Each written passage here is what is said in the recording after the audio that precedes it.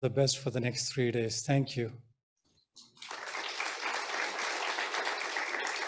Now, Dr. Lonnie Bunch, I said to him, look, everybody has seen your CV. It's been on the webpage for the last few months.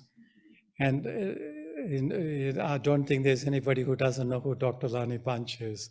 Should I read out the CV? He said, just say your old friend.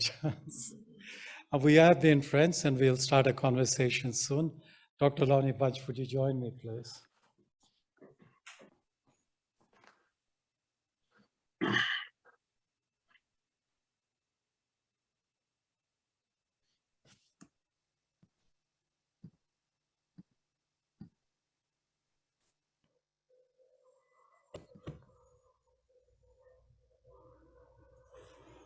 Can I say how excited I am to be at Moore College?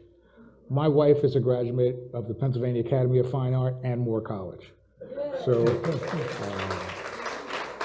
she told me if I didn't say anything, I couldn't come home. So can you hear? Is the sound okay? Yeah? Because we both are wearing lapel mics, and so that it's quite clear. Well, Lonnie, if I may say Lonnie, old friends on a long journey, and a lot has changed, a lot is yet to change. And I still remember the first time we met was at the Smithsonian, the first ever meeting of the African American Network of the Smithsonian in April, just before the American Association of Museums meeting in Baltimore, where excellence and equity was a policy adopted by the AAM, and the well-known exhibition by Fred Wilson, Finding the Museum Open. And the aspiration was that if Smithsonian would transform and be the leading light for United States, the rest of the world, we could bring about changes. Let me ask you, Lonnie, it's 3 decades since that day. I mean, in fact, it's almost exactly 3 decades. Yeah. And what 3 things, let's say, have changed in the broader world of museums, and what 3 things have changed in the Smithsonian? Well, I am somebody who is always hopeful and optimistic. So in some ways, you could talk about profound change in museums. Clearly, the impact of technology has really transformed the way people think. But also, I think the understanding how central audience is. Years ago, our notion was, if you build it, they'll come. Now the notion is obviously understand that audience. And for me, it's really a very simple notion.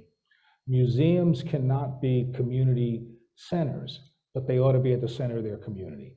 And with that framing has really helped me understand what has changed and what is still the struggle to move forward.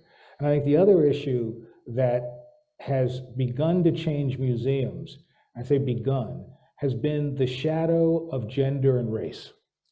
In some ways, it is a shadow, but I'm not convinced it's embraced as a central part of understanding what culture is and who museums are. So I would argue that, in my career, scholarship has always been the foundation, but it's really been audience and really an expectation. My expectation is that museums have to be places that are as much about today and tomorrow as they are about yesterday. And that in essence, if a museum is to do the work it needs to do, it has to define how it can be transformative in its community, how it can fight the good fight for the greater good. So for me, museums have always been an opportunity to make a country, a community better. Thank you, Lonnie. You mentioned technology, you mentioned audiences, you mentioned being present in one way. Now, one of the most exciting projects that you launched during the very challenging times of Black Lives Matter is actually collecting direct from the people who are at the cold front, if one could say that. That was quite inspirational, how to use technology through smartphones, whatever, wherever things were happening to capture. And then to have a repository at the Smithsonian as a resource center for future projects. Could you tell us a little bit more about it? One of the things that has shaped my career has been how many times I wanted to do exhibitions and there were no collections. The things that I cared about, other curators didn't. And so when I was at the Museum of American History, my job there was to begin to think about what should happen so that 50 years from now, a Lonnie Bunch curator would have the stories and the materials they need. So we began this notion of a kind of rapid response team. And that I felt it was really important to think about collecting in new ways. On the one hand, think about collecting in traditional ways. Show up at the marches, collect the signs, the banners. But then we began to think about how do we make sure we're interpreting it not just through our lens. So we launched this opportunity because at every protest, rally, demonstrations, everybody was taking their own videos, a lot of social media. So we collected all those videos to give us different lenses into what was going on. And there was real criticism in some parts of the federal government saying, why are you collecting these stories? Because by collecting them, you're legitimizing. I said, that's true, but most importantly, we're making sure that people remember. And that to me was the overriding reason to do this. What it's allowed us to do, however, is it's allowed the Smithsonian, it's allowed the museums to begin to not just wait for 50 years, but to use that material to contextualize the world we're in today. One of the things that the Museum of American History did very well was craft an exhibition on how protest in Washington changed the government. And so to be able to sort of have as the capstone all the material for Black Lives Matter was really very, very powerful. So in essence, it really was an opportunity to say, how does the Smithsonian matter in traditional ways and in non-traditional ways? And how do you use the power of culture to be transformative? Thank you, Lonnie. Going back 21 years. Geez, do we have to? I still remember after September 11th, out of the blue, the American Association of Museums asked me to join the program committee. And I said, why do you need me? You have to fly me from Australia. By the way, I'm an Australian. And they said, oh, we think we are looking more inwards. We need external feedback to see how we can be more open to the world and the wider realities. So I was privileged to be in Portland and New Orleans. And what amazed me was that in Portland, when we were going through the program committee, there was hardly, I think there was not even one session that referred to African Americans. And I asked the question, why is this? There was a certain silence, and people kind of felt that the then president's rhetoric of you're either with us or with the enemy, prevented people. People felt very insecure. There were uncertain times. So in fact, as an external member, I could nominate 5 sessions, and all the 4 dealt with African Americans, 1 with Native Americans. And an Australian had to do this, which was quite amazing. New Orleans was slightly better, started opening up. And but AAM at that stage brought me in as an ICOM member, ICOM vice president and chair of the cross-cultural task force. And now with AAM, which has become now Alliance, American Alliance of Museums since then, you have been seminal in providing leadership with ICOM USA. To what extent is ICOM USA the global face of American museums? What do you see in future with ICOM USA? In some ways, I've been very lucky. I actually spent large parts of my career outside the United States. We worked together in South Africa.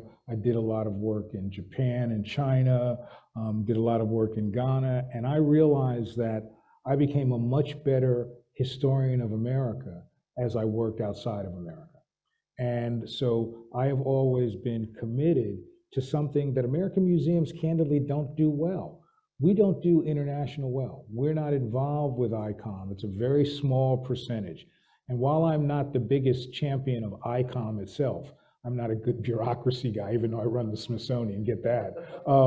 But I think that the notion for me is the kinds of cross-fertilization, the opportunities to learn and engage, to make sure that it helps people who work in American museums not see American exceptionalism, but understand where the connectivity is and where we can grow from. So I'm a big believer in the international piece. And I think that ICOM, it's really interesting because for me, it's been fascinating watching this debate. You may know in ICOM, there's a big debate over what's the definition of museums. And there was a meeting, I guess we were together in Kyoto, and there was supposed to be a vote on this definition of museums that was much more of a, I would say, a progressive definition, or a definition that challenged the traditional notions of museums, let me put it that way.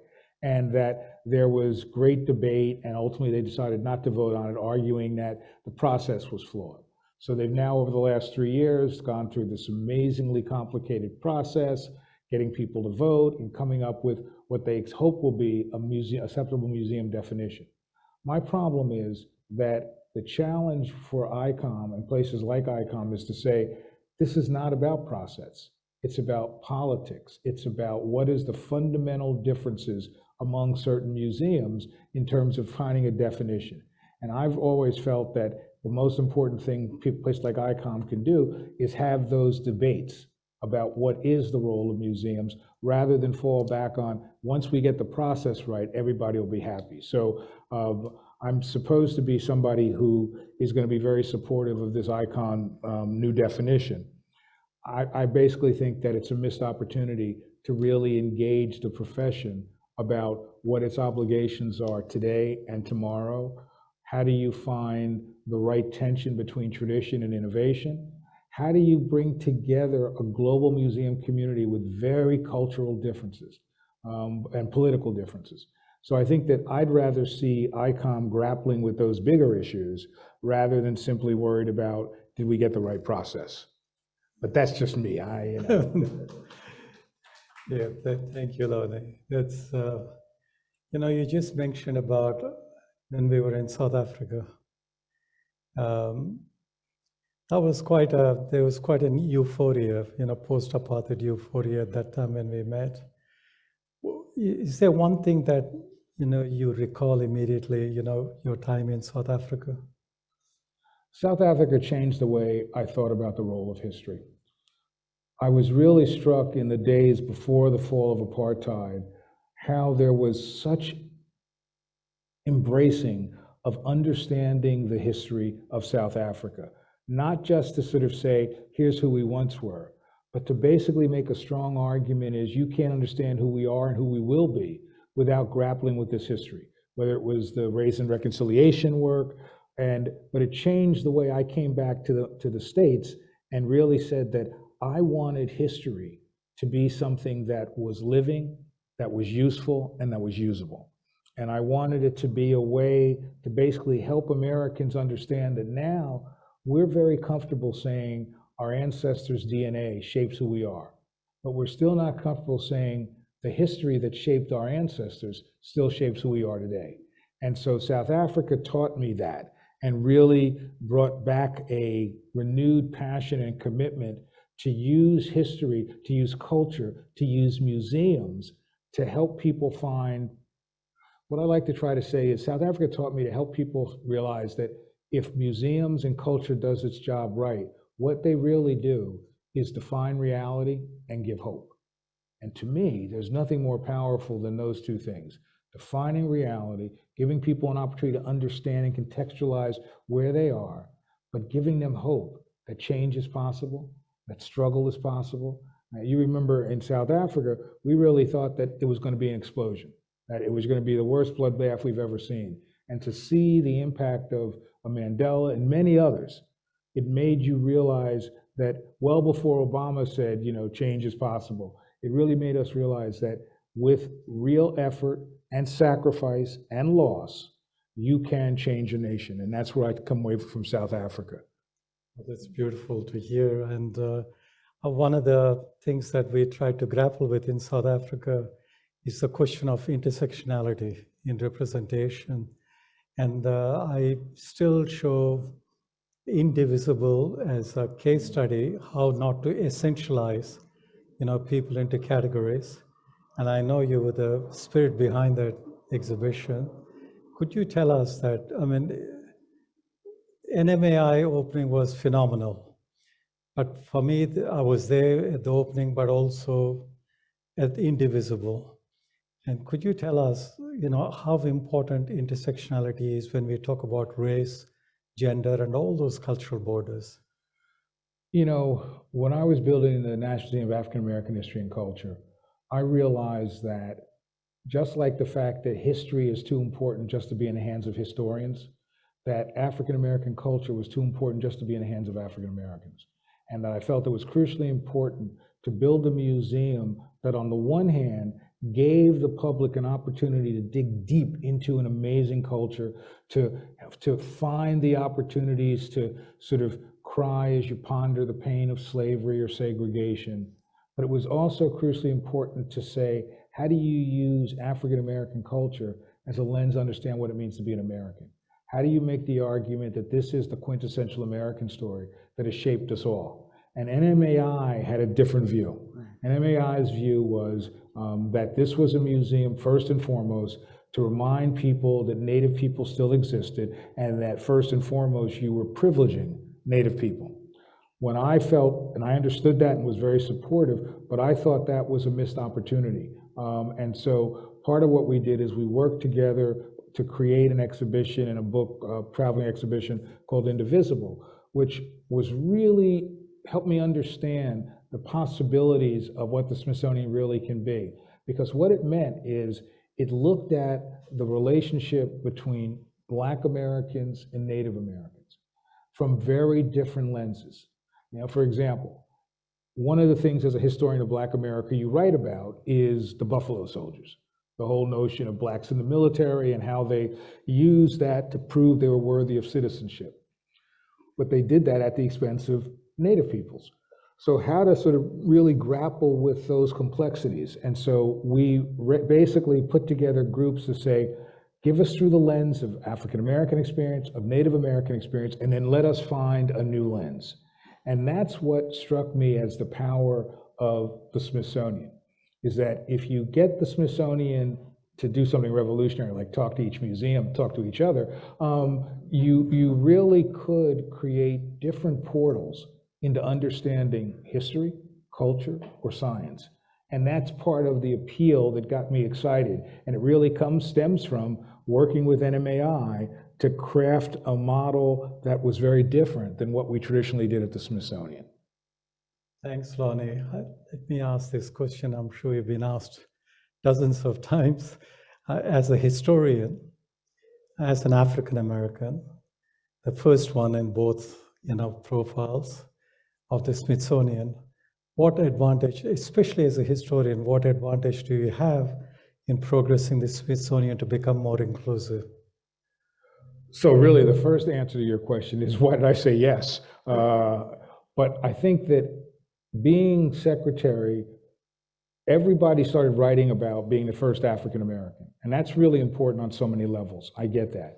But I think even more important is being the first historian.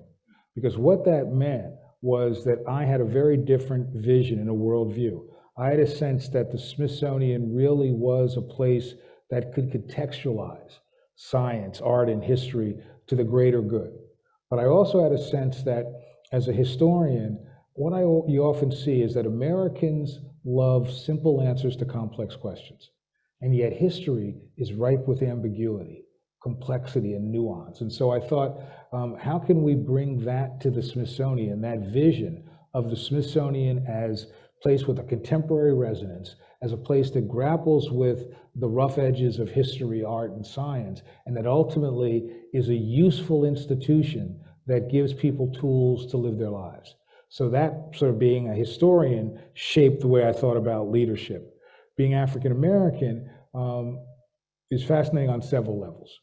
On one level, just my presence changes the conversation. I don't have to say anything. So it's interesting because I'm pretty candid. Look, all my career, I've often been the only Black person in the room, right? Whether it's as a scholar or museum. And so part of what I didn't want to do was have that conversation over and over again.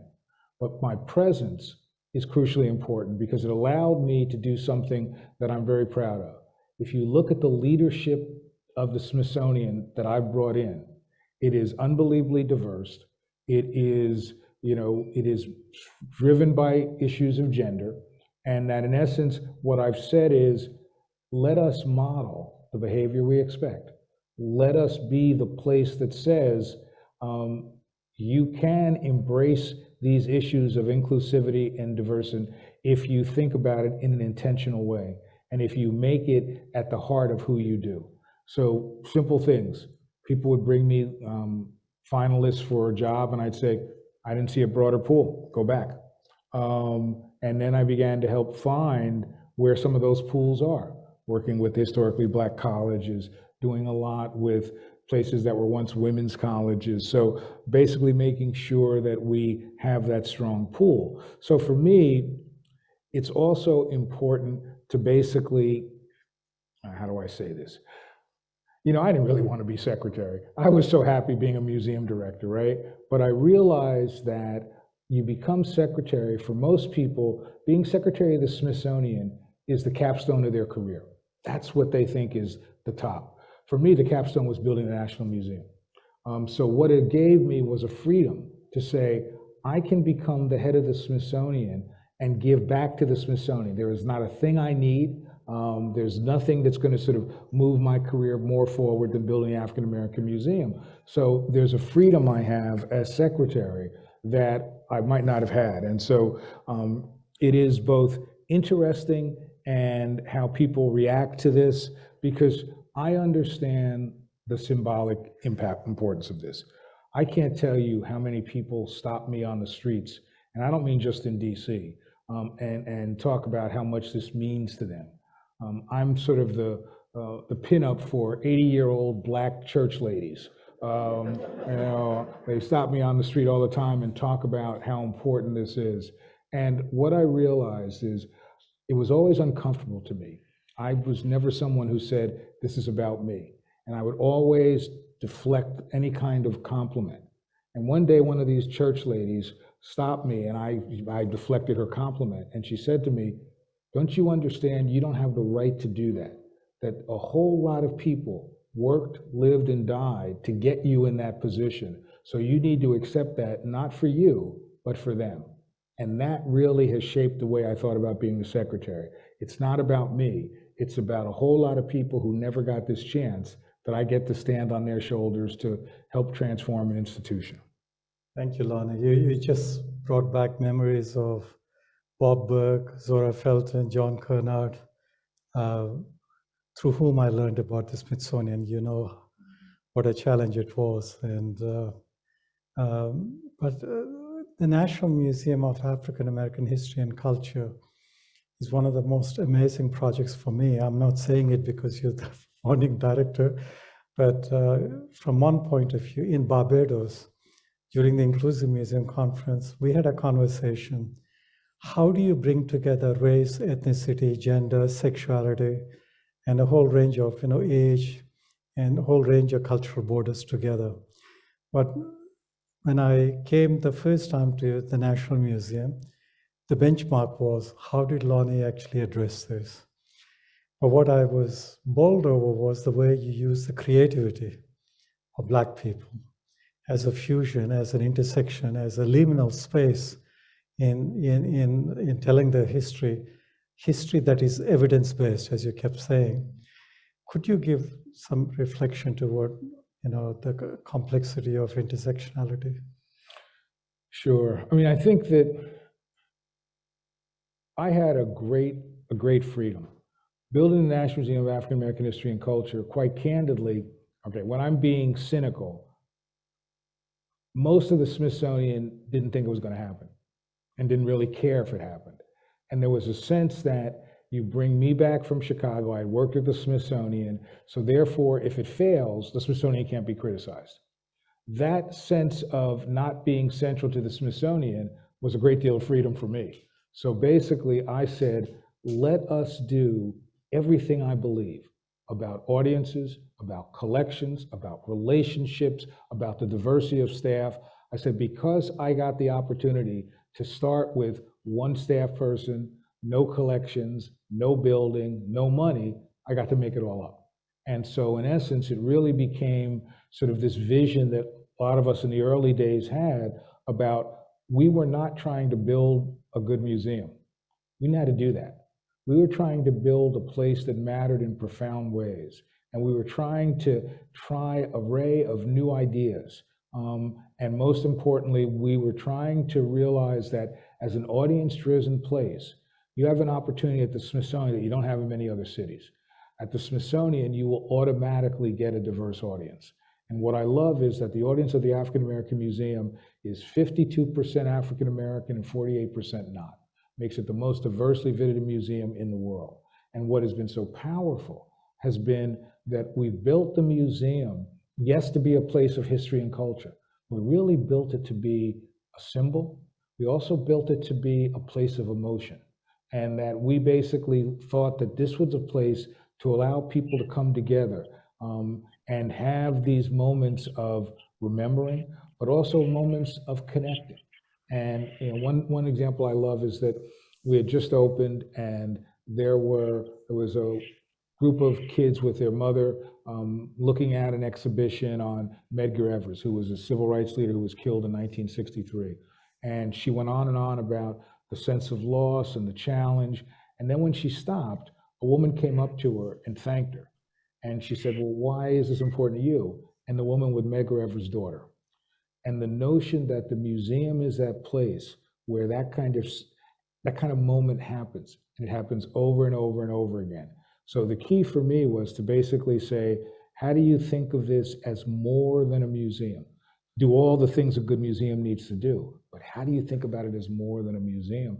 And I'll be honest, who knew that 6 weeks after we opened that there would be there'd be a presidential election and the country would go in a very different way. And so the museum became a symbol of possibility for some, a symbol of resistance for others, and a symbol of a woke country for others.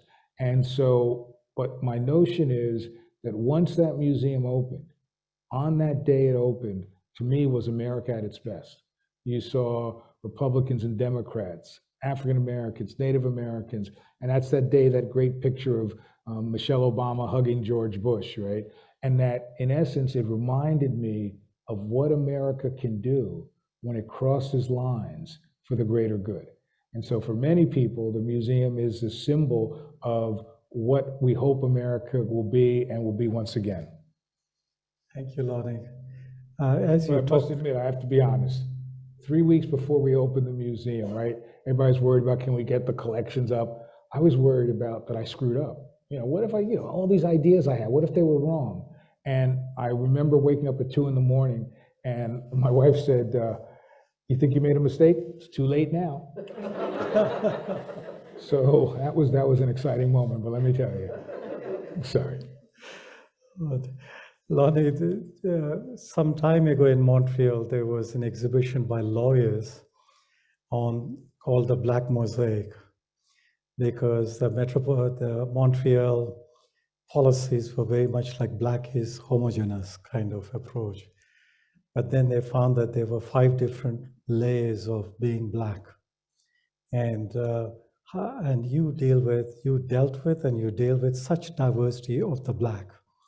So how do you deal with the mosaic of the Black in the National Museum?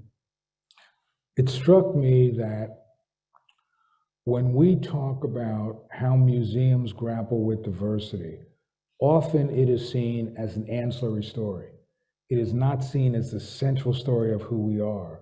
And in often many ways, the challenge that works museums is that they haven't gone past the notion that simple presence equals inclusion. Simple presence made wonderful sense in the 1970s. But it seems to me the argument to make is, how do you really think about the interaction of these groups? How do you think about the learning that comes from that, as well as the challenges that reveal? So when we thought about building the National Museum of African American History and Culture, we thought it was very easy. I basically went to staff and we talked about what is the diversity within the community. We talked about the impact of the Caribbean influence. We talked about the fact that in the last 30 years, more Africans have come to the United States than during the entire slave trade. How does that change the way you think about things? We talked obviously a lot about things like that were obvious, like class and education. But then we talked a lot about things that were almost hidden secrets, like color and hair. And so we really wrestled with thinking about what are all the touchstones that we need to do. And we actually crafted the museum in a way that was both science and art. That while I talked about what we wanted in each exhibition, I also had a kind of matrix that reminded us to say, in this exhibition, how often does what we're talking about help us understand how African American culture shaped American culture? How often are we really talking about economic diversity within the exhibition? So it was really the sense of, here's the broad, greater good of what we wanted to accomplish, but let's figure out how to do it in a very systematic way. And I think the other benefit was that although the technology then isn't the technology now, it allowed us to be a much more global museum, getting input from around the world. It allowed us to test a lot of ideas. The fact that it took a decade to build allowed me to open a gallery in the Museum of American History to test ideas. It allowed me to test things online. So it really has been an opportunity for us to reimagine what a museum can be. And obviously many of you know now that the Smithsonian has been asked by Congress to build 2 new museums, the National Museum of the American Latino and the American Women's History Museum. Or as my youngest daughter said when she heard about it, she said, okay, it took you 11 years to build one, you got to build 2. But I think that experience will give us the kind of foundation to move those museums forward. So I'm excited about that. But the long and the short of it was to really be very intentional about what you mean by a mosaic. And I would argue that I would love to see, you know what I would have loved to see?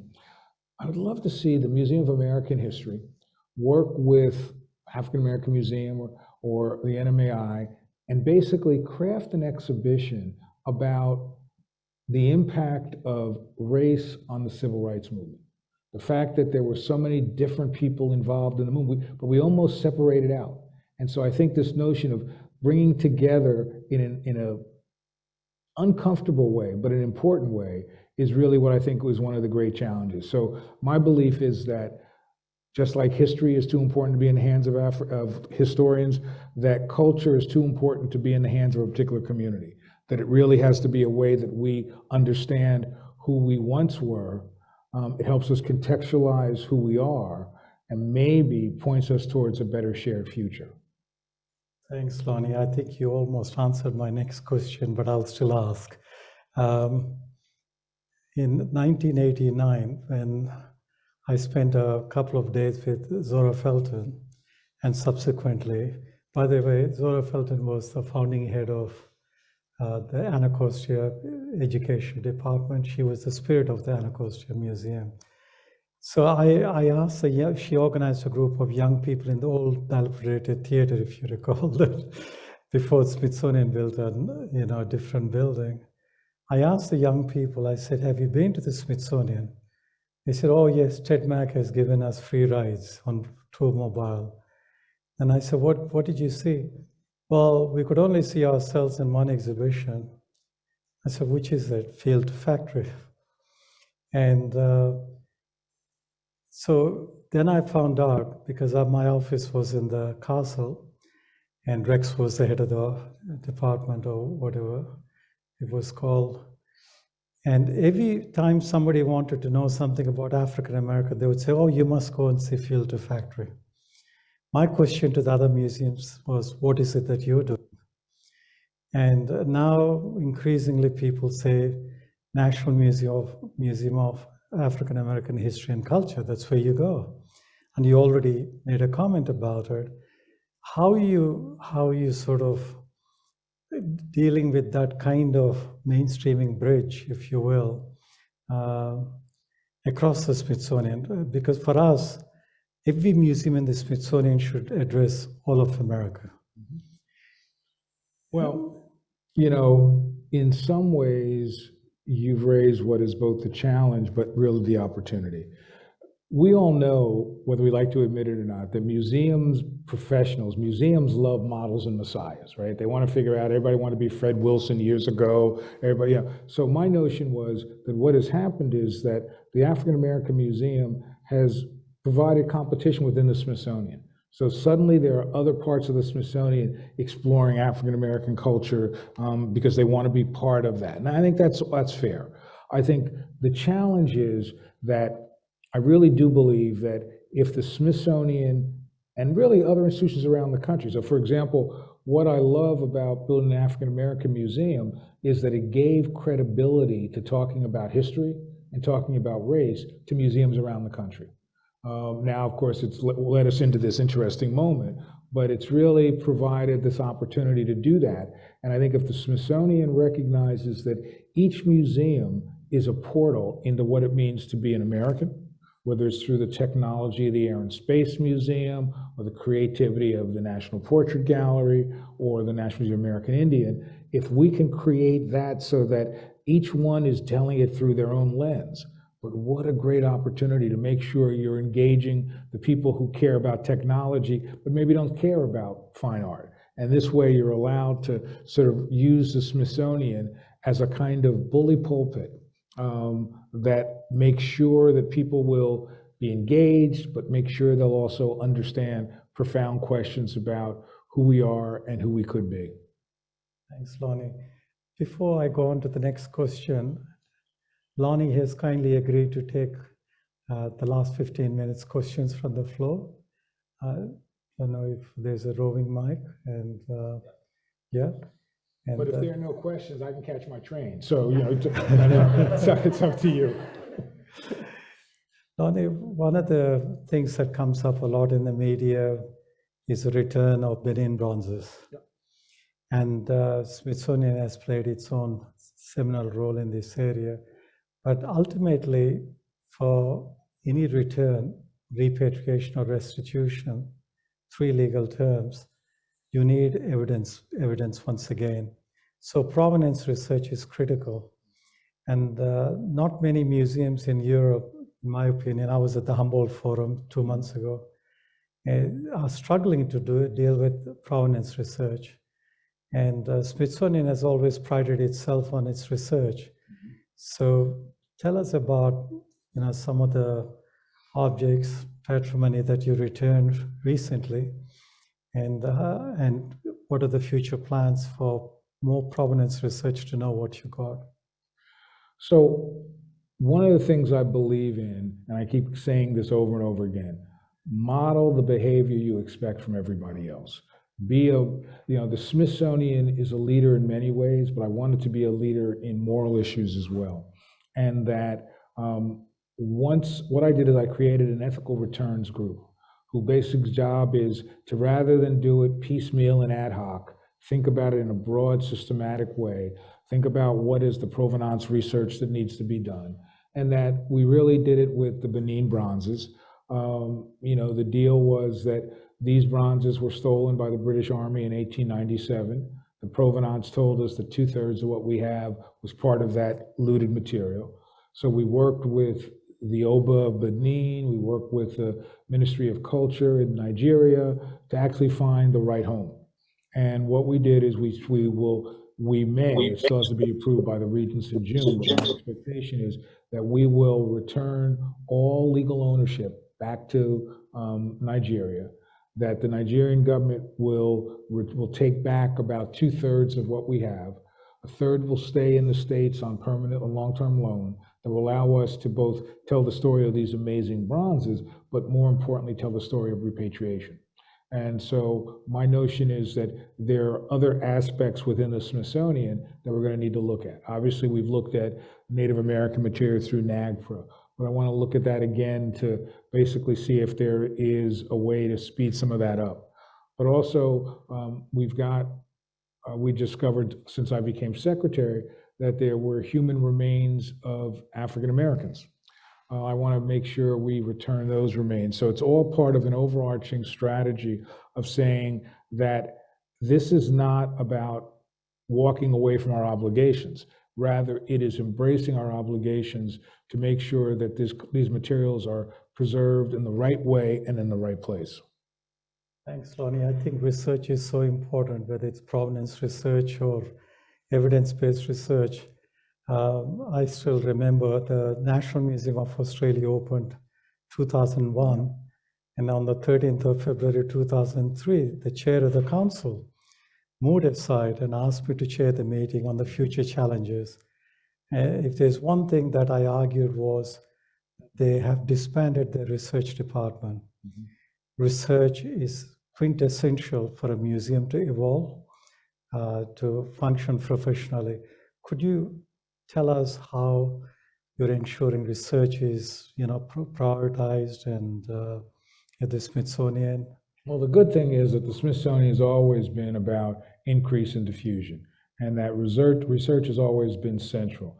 In fact, when you think about the diversity of research, the scientific research of the Smithsonian is simply amazing in terms of helping us understand the challenge of climate control, whether it's through the tropical research folks that we have in Panama or through the environmental work that we do on the Chesapeake.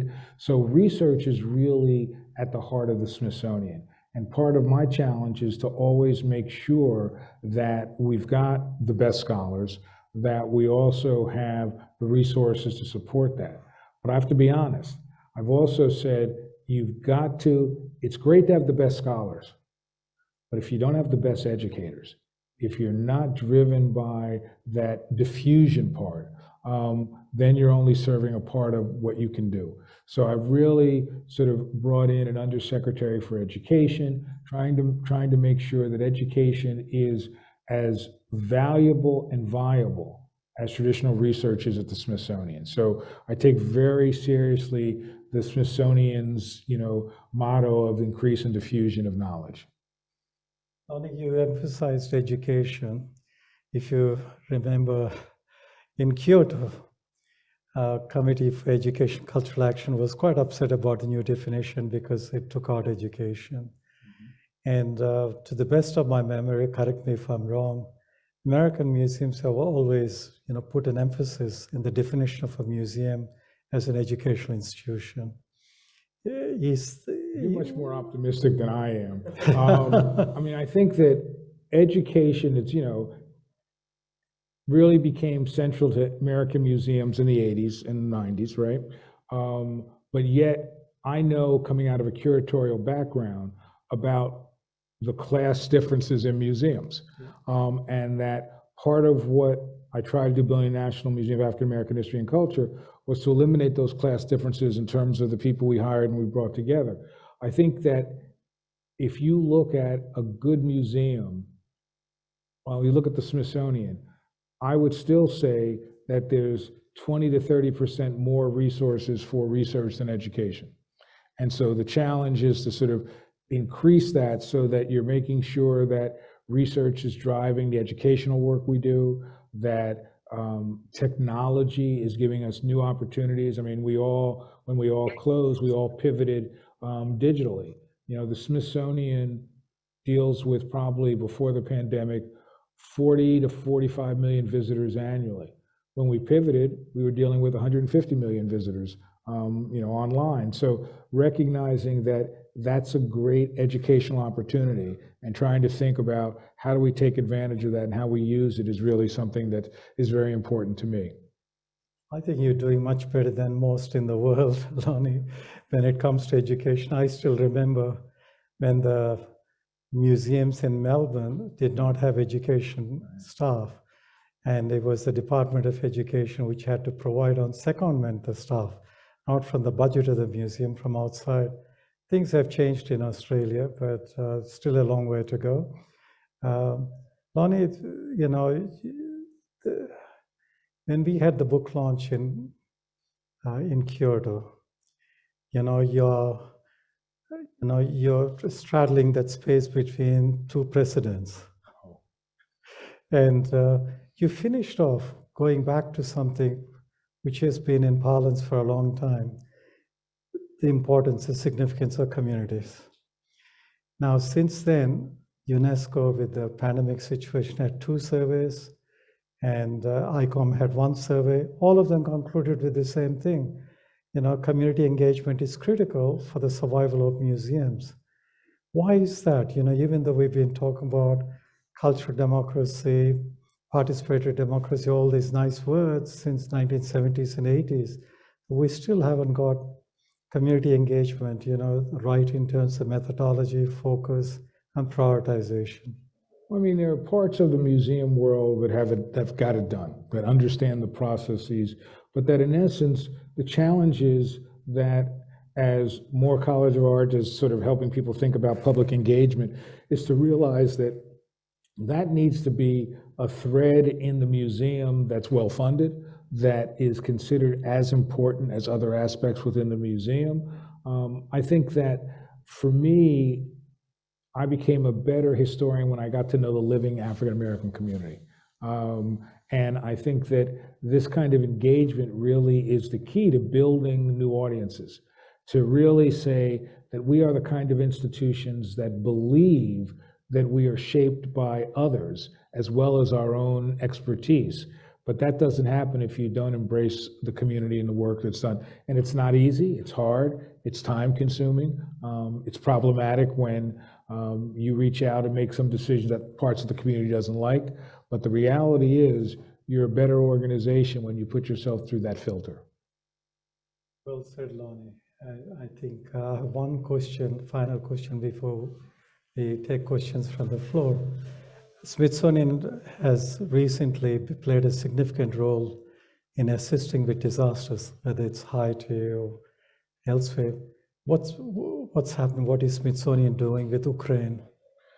I feel that the Smithsonian, in some ways, is America's Ministry of Culture, and that part of that is really thinking about what is our role in cultural diplomacy. And for us, it's always been, how do we bring the expertise of the Smithsonian to help in a crisis? So that whether it was the earthquake that devastated Haiti, we actually trained conservators in Haiti how to restore the amazing murals in the churches that were destroyed. We were in Afghanistan, and as certain of the sort of monuments were destroyed, we work with communities there to sort of preserve what can be preserved.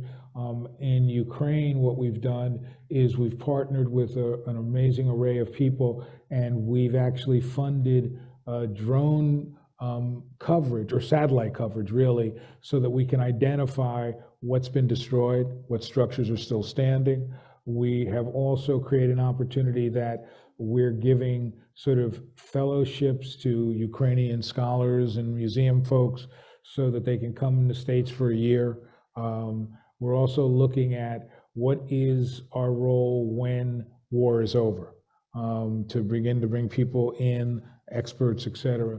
So it really is, it's one of the things I'm proudest of, and you know, I don't take any credit. People like Richard Curran have really been doing this for generations, but it really is something that I'm very proud of, which is, how do you, it gets to this question I always ask, how are you of value in traditional ways? How are you in value in non-traditional ways?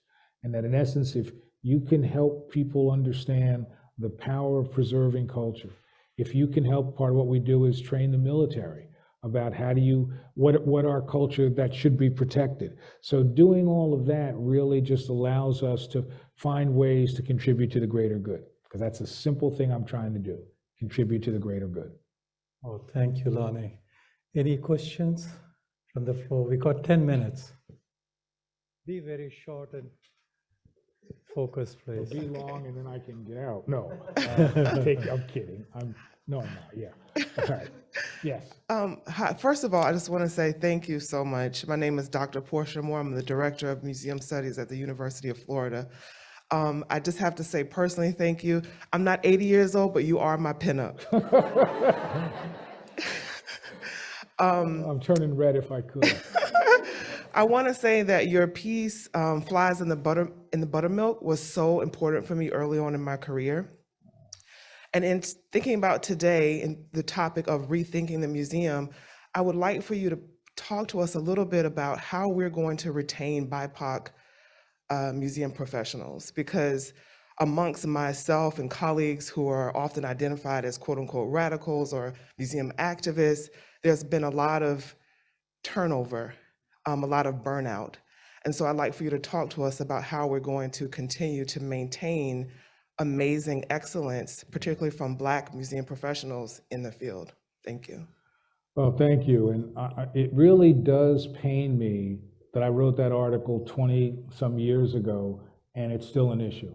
And that I think part of it is, okay, I'll be honest.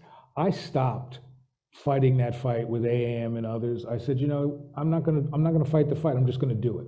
And so the kind of people I hired at the museum, the kind of people I'm hiring throughout the Smithsonian really reflect my commitment to not diversity, but to engage gifted people regardless of who they are to help shape our organizations.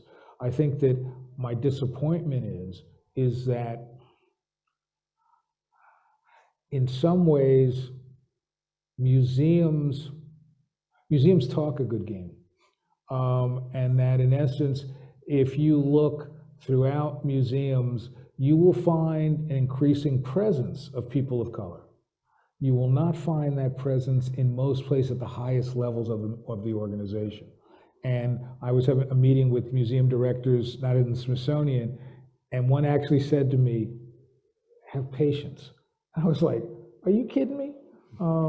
And that I think the challenge is that it's both a bottom up and a top down. It is really having people who care passionately to organize and push and demand. But then it's incumbent upon leadership to actually say, how do we are made better by making room for many of those folks? And so I'm really committed to fighting that fight, because my whole career has been really about three things. It's about making the invisible visible, giving the anonymous a voice, and ensuring that museums do what they say they are, which are to be a place where all people feel ownership and participate in. And so I think that last has always been the challenge. And I'll say one other thing. The real challenge is often what museums say is they'll point and say, oh, you're the Secretary of the Smithsonian, so things are better.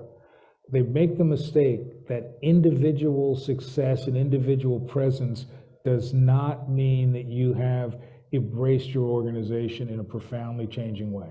And I think that's what I look for, is to say, show me throughout your organization how you're grappling with these questions. Show me leadership, show me young people in positions of power in education and curatorial, show me leadership in the administration of your organization. So that's kind of what I look for. But I must admit,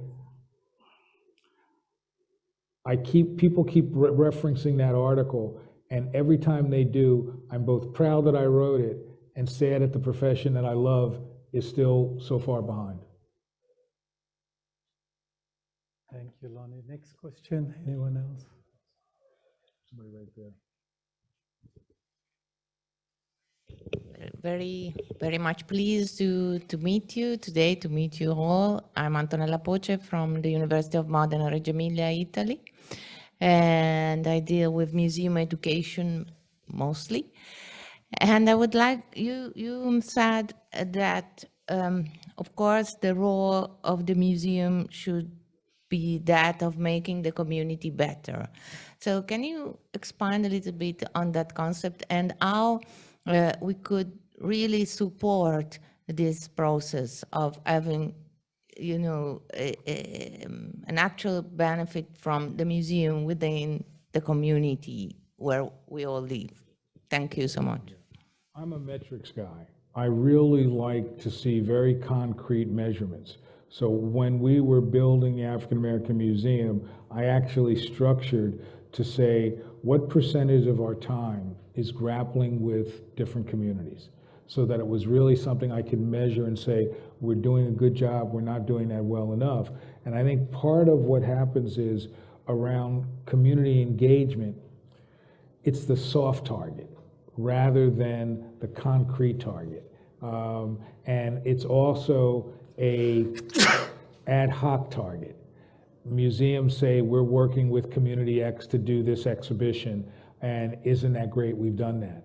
Rather than recognizing that what you're really talking about is, if you're gonna do this, it's a commitment to a long-term, mutually reciprocal relationship that goes beyond a single moment. It's kind of like museums. I always think that museums love to dance with communities, but they only like one or two songs. I want them to dance the whole opera. And so I think that's the challenge for me, is to think about it in a metrics way, in a concrete way, and recognize that just like your commitment to research, this is a commitment that has to be at the heart of your organization for as long as you exist. Any other questions?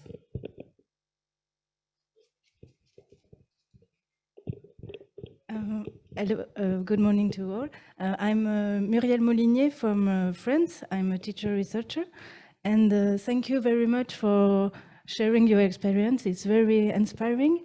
I visit the African American Museum in the Smithsonian Institution on Monday, and I wonder, how do you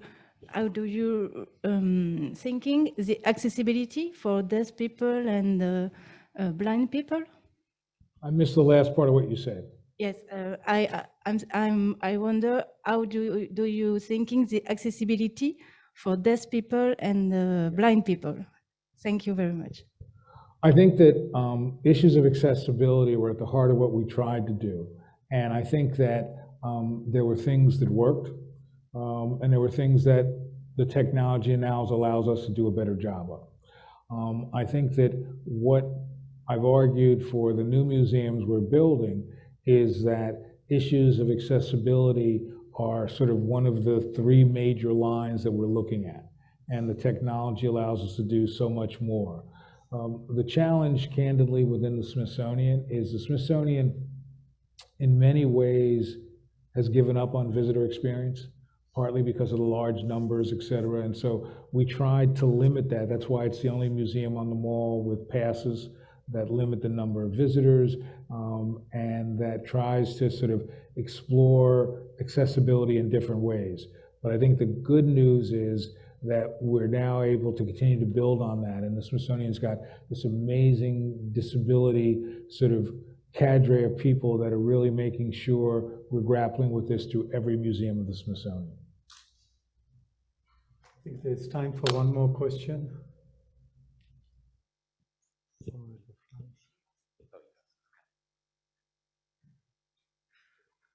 Anyone? I passed you up, sorry.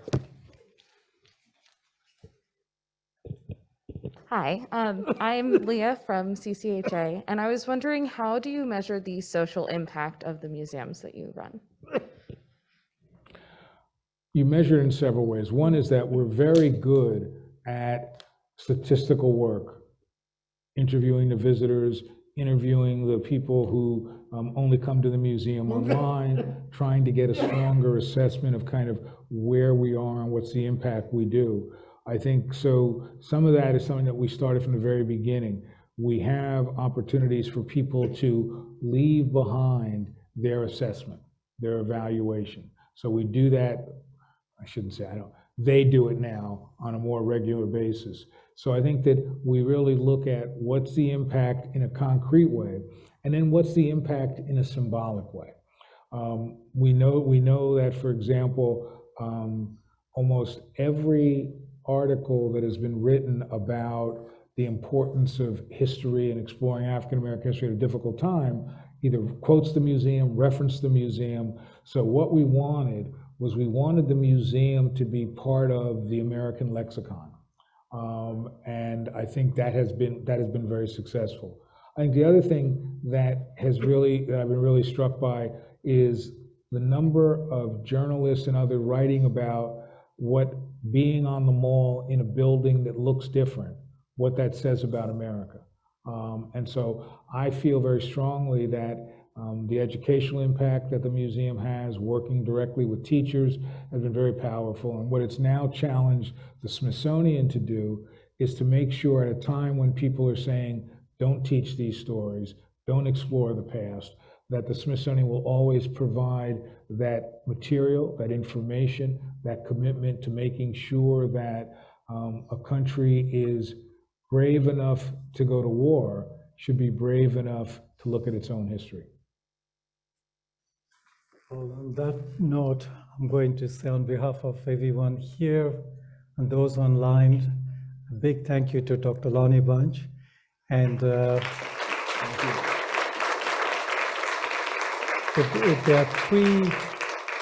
three words during our 30 years of knowing each other and my reading Lonnie's writings. The three words that sum it up. He's always been reflexive, revealing, and confronting. There are three seminal words that make a big difference as we progress. Thank you, Lonnie. Much appreciated. Thank you.